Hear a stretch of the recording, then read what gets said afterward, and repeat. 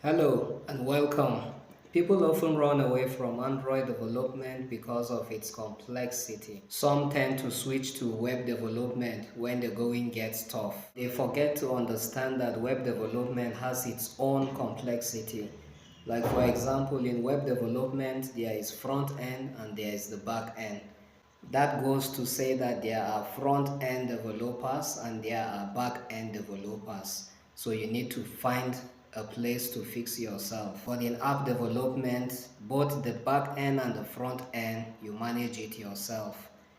It's so simple that you manage both of them in one file. So your back end goes into the view model class while your front end goes to the main activity file or any class of your choice. Formerly, it was all about activities and XML files where you design how your app is going to look like in the XML files and then you code your app in the activity files.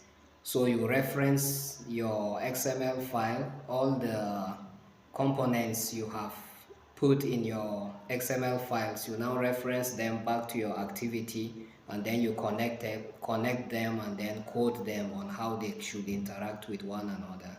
But now in Kotlin, you don't have to code the design and then the activity separately. You now have a class where you can design and code all in one place, and the design is just by calling out components. The components are already pre-built into Jetpack Compose using Kotlin to build your code.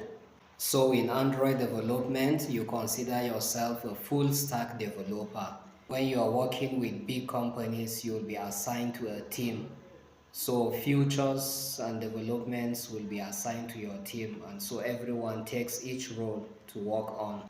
Aside that, if you are working on a hobby project or a contract project, you will figure out how to do your front end and back end all by yourself, either by contracting more developers to assist you or you do them all by yourself.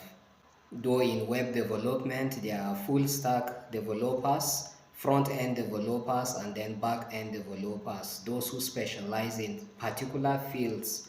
So a company might be looking for only a front end developer or a back end developer or maybe full stack.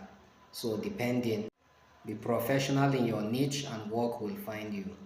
There are people who call themselves web developers, but when you interact further with them, you'll understand that they are only WordPress developers. So they mistake themselves to be web developers. Web development goes beyond WordPress. WordPress is a software that has been built already from ground up.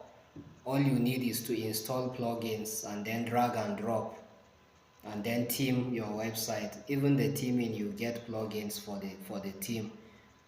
So you should not mistake yourself to be a web developer. You are spoiling work for web developers.